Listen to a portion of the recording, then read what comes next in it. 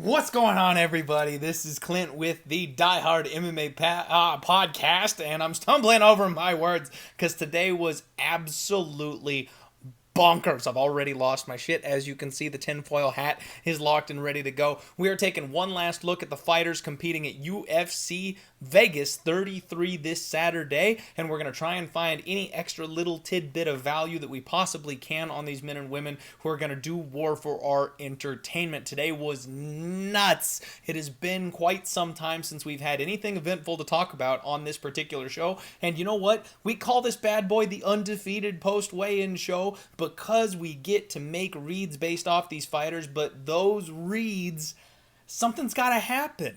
Something has to happen for me to make some kind of a read. I haven't been able to give out any solid picks or information the last couple weeks because everyone has been on point. The last 3 weeks, the UFC weigh-ins have gone by faster than ever, and everybody gets on and off the scale and looks perfect and pristine, and they had the best camps of their lives, and that makes for a boring, undefeated post-weigh-in show because I have absolutely nothing to tell you except that they all looked good on the scale. Well, good news, everybody. Today's the day. We finally got a shit show of a weigh-in, and I've got some stuff to talk about, so here we go. Very first fight of the night. Once again, the bout orders have changed because of all the madness this morning, so bear with me. First fight of the night, Philip Rowe taking on Uriah Koski. We have Rowe coming in at 173 and a half, a missed weight on the very first fight of the night. Uriah Koski made 170 and a half. Philip Rowe is absolutely huge. The dude is massive, and honestly, he looked fine. He moved extremely well. When he got off the scale, he went over and was talking to his coach, getting his clothes back on. He didn't even rush back over to hydrate up or anything like that. This is one where I am extremely suspicious that it got close and they just called it. They knew he was going to have a hard time to make 170, and they didn't even bother letting him try to get down there. So they made sure that his fight wouldn't get called off. They made sure he would still get his chance to compete tomorrow, and then they called it quits. So he wasn't drained, he wasn't looking bad, he wasn't limping, he wasn't stumbling. This is one of those bad weigh-ins that usually yields a positive result.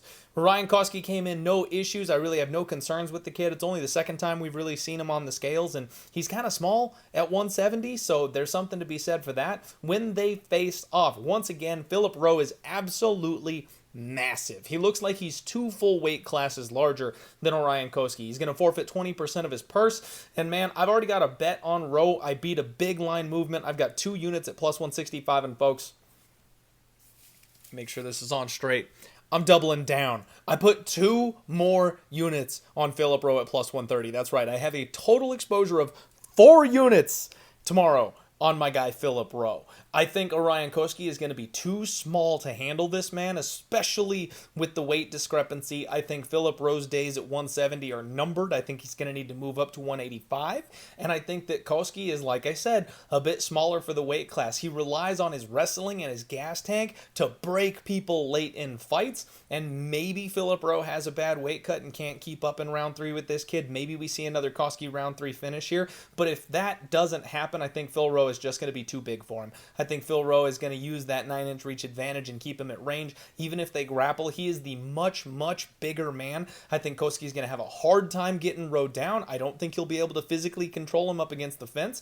I think there's a lot of advantages for Phil Rowe here, and that extra weight just makes it even better for me. So you heard it here, folks. The last couple weeks, I have said that I've been close to a post-weigh-in show read, and I've said that if I didn't already have a bet on it, that would be a post-weigh-in read. Well, today, not only am I saying that, I'm actually doubling it down. So, already had 2 units, we're going 2 more. Next fight up was supposed to be Ronnie Lawrence, Trevin Jones, and Jones came in at 135 looking absolutely dialed in. This dude was jacked, he looked mean, he looked ready to go. I had another 2 units on Trevin Jones, and I am pretty pissed that this fight is not happening. The world was on Ronnie Lawrence, and I loved my side. I loved the dog money on Trevin Jones. This is one of the fights that's been canceled. Unfortunately, it's been called off. I want to see both these guys compete. I want to see Trevin Jones back in there as soon as humanly possible because I love that guy, and I don't think I'm going to get plus money on him the next time we see him, so that's a little disappointing. Next fight on the card is Ryan Benoit taking on Zarrukh Adashev. Ryan Benoit came in at 126.5. That is right. He missed weight by a half pound. He got all excited. He flexed. He clapped. He was roaring on the scales. And then he realized he missed by a half pound. So they pulled in the box of shame. He made weight on the second attempt. He did make 126 pounds after stripping down and taking off his skivvies. He was pumped up. He was defiant when he was on the scale. I mean, this was a statement for him after the way he weighed in last time. The fact that he was actually able to make the limit here. He's a big dude at 126. Zarrukh Adashev came in at 125.5. He looked good. He did the one arm up raised thing. He had his flag draped around his shoulders. When these guys faced off, Ryan obviously has a size advantage here. I mean, they're pretty similar, but Ryan is much thicker. He's a little bit bigger.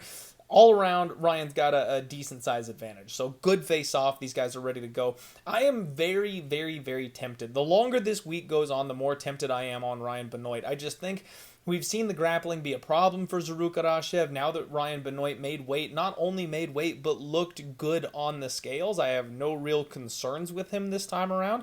He was plenty energetic, plenty ready to go. He wasn't limping or anything like that. So I think Ryan Benoit is definitely the side here. I know he's not the most trustworthy guy out there, but with the amount of fights that have been canceled, I mean, I know this is sketchy because this is a fight I probably shouldn't bet in the first place, and I was passing on, but with all the fights that got canned, I've got some spare bullets in the chamber. I might end up taking a shot on Ryan Benoit. We'll see if I end up actually doing that or not. I'm not sure yet. But I do think Ryan Benoit looked fantastic, and Zarrukh Adashev, even though he didn't look bad, there was like nothing that jumped out at me. Frey taking on Ashley Yoder. Frey came in at 115.5 and looked absolutely jacked. This woman is thick. She had a good smile, a good flex. Ashley Yoder made 116. She had a big smile of relief on her face. She made it with about 2 minutes left for the weigh-in time, so she barely skated in there and made the limit at 115. So came in at 116, used that full pound allowance. She looks like she's in pretty dang good shape, and when they face these two off, obviously Yoder has a height advantage, but it is not that big of a height difference. I may actually tweet out the weigh-in, the face-off of these two women, because that's been something I've heard over and over and over again this whole week, is that Frey is too small. Frey is an atom weight. Frey can't keep up with the size of Ashley Yoder, and man, Rowe is massive over Koski. That's a size advantage. Frey is twice as thick as Ashley Yoder is. This is just thick versus height. That's all this is. Frey is plenty big enough at 115, and Yoder is not a muscle monster. She's pretty skinny. She's tall. Like, that's her big thing. So I don't think that there's that big of a size difference here, and I still think that this is a dog or pass situation. I've seen a lot of love for Ashley Yoder online. People are basically calling her the lock of the week, counting out Frey, and I think that's very, very dangerous. Frey would be my pick here, plus 125, plus 130. I didn't like it so much at plus 110. Now we're getting more into the ballpark where I might want to take that dog or pass flyer. Once again, a fight that I probably shouldn't bet on. It's going to be sketchy. It's going to be close. It's probably going to go to a split decision. So I don't know that I'm actually going to be betting it. But again, my pick has not changed. I think the value is on Frey, and if I was going to bet it, that'd be the side I'd play. Danny Chavez taking on Kamaka. Both guys made weight here, thankfully. Chavez made 145.5. Kamaka made 144.5. So a nice little half pound under the allowance there. Danny Chavez is absolutely shredded today. He looked really good on the scale. He was feeling himself. He really was amped up for this one. Kamaka came in stone cold. He gave the one arm flex, and he moved off the scales really quickly. And I only say that to emphasize that he moved extremely well. You know, you can't move quick. You can't be speedy like that if you're off balance or anything. So both guys look great. Neither one looks like they had a rough weight cut or anything like that. Chavez got up in Kai's face for the face-offs. It was extremely intense. They were respectful at the end of it, but, you know, slight size advantage Kamaka. We knew that coming in. I've got one unit here on Danny Chavez, and I still like that spot. I still like Danny Chavez at dog money here. I think it's a dog or pass spot. I can't trust Kamaka's gas tank. So both guys looking good. The read doesn't change. Chris Kreutzmacher taking on Rafa Garcia. Chris came in at 156. Garcia came in at 154. Grutzmacher looking a little soft, if I'm being honest. He's a guy that usually has a decent amount of muscle on him. He's decently cut up. He did not look overly impressive today. He looked a little bit drained and honestly like he just didn't want to be there. And that's just, he had a mask on, so, it's not like I could do much but look into his eyes. And it was one of those ones where there just was no intensity. There was no fire, He's coming off a bad knockout loss. He's a bit older. The weight cut's got to be getting to him. He's big for the weight class. He just didn't seem comfortable up there. Rafa Garcia, on the other hand, solid, well-muscled. He gave a big flex. He did look like he just jumped off the treadmill or something. He was breathing a little bit hard, but no concerns there. Size advantage goes to Grutzmacher. That's something that I was not expecting the difference here. I thought that they were going to be a little bit more comparable, but Rafa Garcia is definitely a little bit smaller than Chris Grutzmacher. Intense eyes coming from Rafa Garcia. He was giving him the whole crazy eyes treatment. So I've got a hammer here on Rafa Garcia. I think that the grappling advantage for him is going to be a big issue. And then if Chris really is drained, if he doesn't want to be there, then this is going to be even more spectacular. But I won't lie to you, I'm a little bit miffed at the size difference. I didn't expect Garcia to be as small as he is, so hopefully that one doesn't bite me in the ass, because Chris Grutzmacher is pretty damn big. Colin Anglin taking on Milsic Bagdasaryan. Bagdasaryan, sorry about that. Colin Anglin came in at 146. Milsic came in at 145.5. Colin Anglin looked pretty damn good today. Nothing to report. He was very calm, very comfortable. It seems like he's been doing this a long time. It was one of those ones where he was far more comfortable than a rookie should be. Milsic got up there, and honestly, he looks like he packed on some muscle. He looked huge, absolutely jacked today. He gave a big flex. He's in great shape. When these guys faced off, the height advantage goes to Colin. Milsic looked a little cocky out there. He was kind of punking him, doing the head lean back thing, kind of squinting at him. Not sure how big of a fan of that I am. I picked Milsic to win this fight. I still think Milsic round 1 is a half decent spot, but Colin Anglin is a guy that if he can just survive that first round, he's going to win rounds 2 and 3. So I feel like Milsic is very, very finish dependent, and that's why I haven't made a bet on this fight. I don't mind taking Milsic inside the distance, or Milsic by knockout, Milsic in round 1. Those are definitely the ways that I would look to bet this fight. But beyond that, I don't want anything to do with it, because if Milsic doesn't get the job done in the first round, then Colin Anglin's going to flip the tables on him. Once again, kind of like I said in my total takedown video, the under 2.5 I think is in play, because Milsic was able to coast his last fight when he didn't quite get that finish, and Colin Anglin is not a guy that will let you do that. If Milsic slows down and gasses out in the second or the third round, Colin's going to be looking for the finish himself on the back end of this fight. So I think the under 2.5 is definitely live here in this spot. Might be the best way to bet it. Nico Montano, oh boy, here we come. This is the one everyone was waiting for. She came in at 143 for a fight that she missed weight by 8 pounds for. Jeez. She looked like absolute garbage on the scales. Absolute garbage. She was barely able to walk. When she got up on the scale, her eyes were half closed. She was literally passing out on the scale as she was dealing with the weigh-ins. And when they read the weight off, she had to grab the scale to keep herself straight up. She almost fell over backwards. She had to hold on to something to stay up on the scale for a picture. It was awful. And after the long layoff she's had, all the pullouts, all the cancellations that she's had, this is just the nail in the coffin. The UFC is releasing her after this one. I feel bad for her, and this fight has been canceled due to the gigantic weight miss. I did tweet out this morning that I was hedging out. I took 2 units on Yanan Wu because I had a big hammer laid on Nico Montano, and I wanted nothing to do with it anymore. Thank goodness the fight has been called. The bets have been refunded, so none of that matters anymore. I get out of that scot-free. Extremely disappointed. I was looking forward to seeing Nico Montano come back, and I had a hot take this week. I really wanted to have Nico Montano by KO because I thought she was going to just light up Wu on the ground. And if she had a slight miss, if she had a slight weight advantage, I think that would have been even more likely, but she didn't even make it to the fights, unfortunately, so can't cash in on that plus 900 by KO prop I was going to take, so disappointing. Bryan Barberena comes in taking on Jason Witt. Barb and Witt both made 170.5. Bryan Barberena was actually the first guy on the scale today. He had his kids on FaceTime with him for the weigh-in, which was kind of cool. He actually looked pretty dang good. I listened to an interview with Bryan Barberena, and what he talked about was going through this process with the surgeries and everything like that. Last time he had an issue, he didn't know that he was coming back. He didn't know that he was going to fight ever again, so he blew up. He made it to heavyweight status between his his training camps because he really thought it was over. This time around, he knew he was going to fight. He had it as a goal for himself to come back and fight again. So he did not let himself get out of control. He stayed on point. He stayed on weight. And because of that, he made a much, much speedier return. And that speaks volumes about the mentality of this guy to me. The fact that he's facing all that adversity and the thing that he wants to think of is, I got to get back in the cage. That says something. You know, if he's ready to hang it up and then decides a couple months later, I still got some, I'll go in there for a fight. That's completely different from a guy saying, I'm absolutely going to fight after this is said and done. So I've got a little bit more confidence in Bryan Barberena after seeing him and hearing that. Jason Witt is an absolute tank. This guy's got a ton of muscle on him. He gave a good flex when he got up there on the scales, but we know that the weight has never really been the problem with Jason Witt. Size advantage goes to Barb, obviously, but Witt is much, much thicker. It's another one of those taller versus squatter type of situations. It was a good face-off, and the chips are really down for this fight. I don't like the minus 250, the minus 300 that Bryan Barberena is currently at, but I just cannot ever see myself betting on Jason Witt.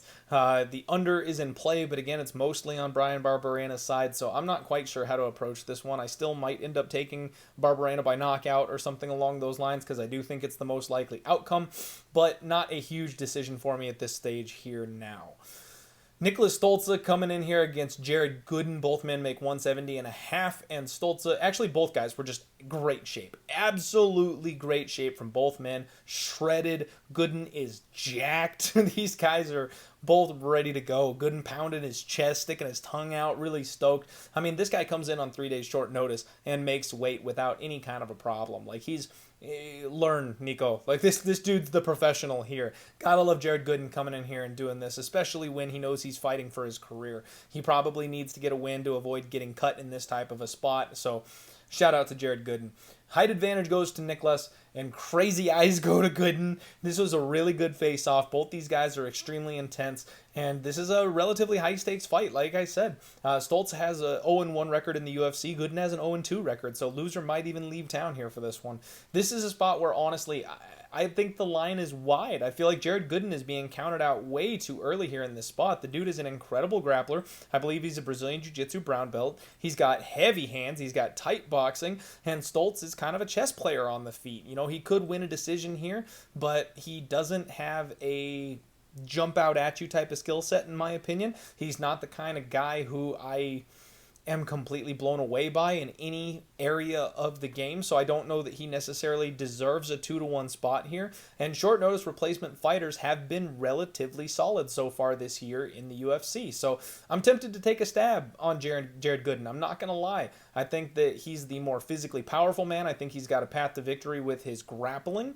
I also think that on the feet he is not going to be out of place, and he probably hits the harder of the two. So I think Jared Gooden's got several paths to victory here, and this has nothing to do with a weigh-in read. I didn't get to break this one down on Monday because obviously Munir Lazez dropped out after the Monday show, so this is just kind of my read on this fight. I wanted to make sure you guys heard my thoughts on it before the end of the week. Cheyanne Buys taking on Gloria Paula. We've got Cheyanne Buys coming in at 116. Gloria Paula coming in at 115.5. Buys gave a very confident one-arm flex. No issues whatsoever making weight. Kind of playing it up to the camera a little bit. A little too overconfident for someone coming off the loss that she had last time, in my opinion.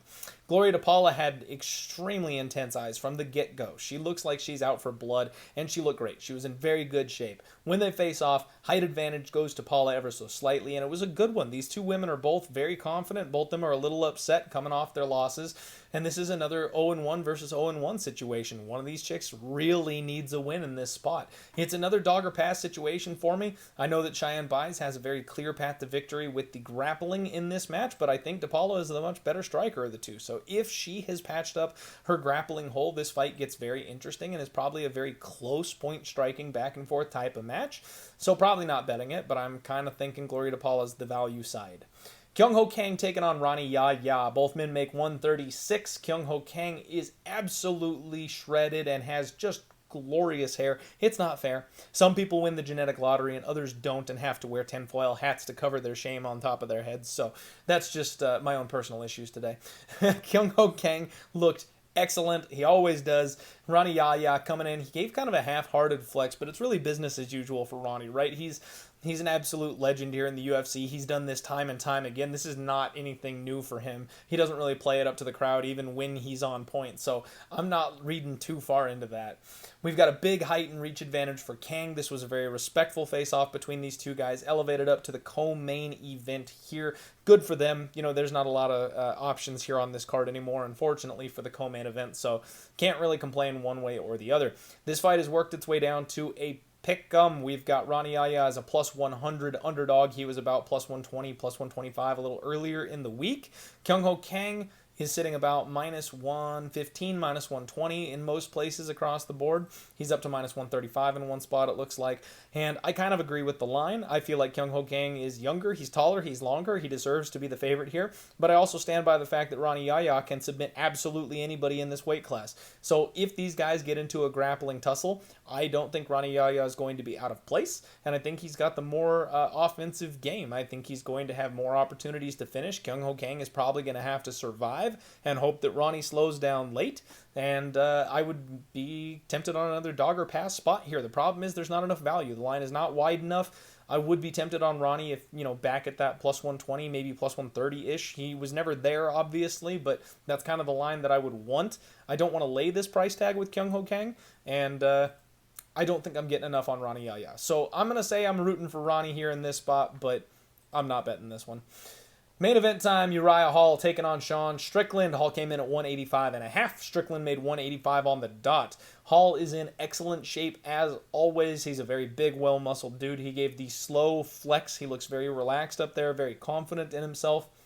Sean Strickland, honestly, he just looked bored. This guy is so weird. It's hard to get any kind of a beat on him. His personality is very strange, so you can't read too much into anything he says or does. But he was in extremely good shape. He looks like he's ready to go. When they face off, size advantage, Hall. Absolutely, Hall is the bigger of the two men. Strickland was kind of goofing off. I think Hall said something to him because Strickland was going off about, I don't think I'm sloppy. Like, I think Hall must have called his striking sloppy or something like that, but kind of hard to read the energy in the room. I'm not sure if Strickland is just that confident that he's disregarding whatever Uriah Hall is saying, or if that is him kind of trying to play it off because he's a bit nervous. I'm not really sure. Like I said, he's a hard one to peg, but Hall was much more intense, much more serious at the face-offs today than Sean Strickland was. And I know everybody's on Uriah Hall this week. I've heard everybody this way, that way, and the other way that it's dog or pass, it's dog or pass. This is a 5-round main event, so Hall's got a lot of time to try to land that knockout blow, but this dude doesn't go to decisions and win. If he goes to a decision, he's not getting his hand raised, except for the time he got backpacked and got very lucky that the judges saw it his way. That's not going to be this fight here. I think one of these guys is going down. I do side with Sean Strickland, and I talked about it on Monday that I was going to bet Sean Strickland. You guys never saw the tweet from me. I never got there. I never laid the hammer, and I'm kind of happy I didn't because now all the Uriah Hall money is coming in, and that line is dipping. If you want to play Sean Strickland, the line is going to be much more affordable for you today. But I think what I've discovered my spot might be is that under. I think I'm going to go with the under 4.5 or the under 3.5, whatever I can get my hands on, because the more I think about this fight, the more I think violence is the key. Sean Strickland is going to absolutely push the pace here. He's going to try to break Uriah Hall because that's what he does. And then Uriah Hall is going to be forced into a gunfight. Uriah Hall is going to be forced to fire back and knock this guy out to get the win. Or he's going to find himself staring up at the ceiling. So because of that, I don't think this fight goes very long. I don't think we see very much of the championship rounds, and no matter who ends up winning it, it's probably by finish because that's just the way these guys fight. So rather than picking a side, I just think I'm going to take violence in the main event. I'm still going to pick Sean Strickland. I still think that Sean Strickland KOs Uriah Hall, and I'm going to stick with my round 3 prediction. I said 3 or 4, I think, on the Monday, and I'm going to edge that down to round 3 because Uriah Hall is not a guy that walks through the fire. He plays chess. You've got to be technical. He forces a slow pace. And when you really disrespect the guy, get in his face and start pounding on him, he goes out. He gets knocked out every time that happens. So if Sean Strickland plays that game, Uriah Hall is either going to get knocked out and go out on his shield, or like I said, he's going to land a big, big counter. And I don't think Sean Strickland is capable of taking the counters of Uriah Hall because I don't think anybody is capable of taking the counters of Uriah Hall for 15 minutes. And if Strickland is tough enough to take the counters of Uriah Hall for 15 minutes, Uriah Hall is not tough enough to go to war for 15 minutes with a guy like Sean Strickland. So one of these guys is breaking. That's all I'm getting at. I'm taking the under. That is the Undefeated post weigh-in show, everybody. We got a couple of picks. We got a couple of reads for you. Do me a favor, share this bad boy out there on the internet. Smash that like button. Subscribe here to Pub Sports Radio if you have not already. Good luck on all your degenerate action, and I will see you tomorrow for UFC Vegas 33. Let's roll.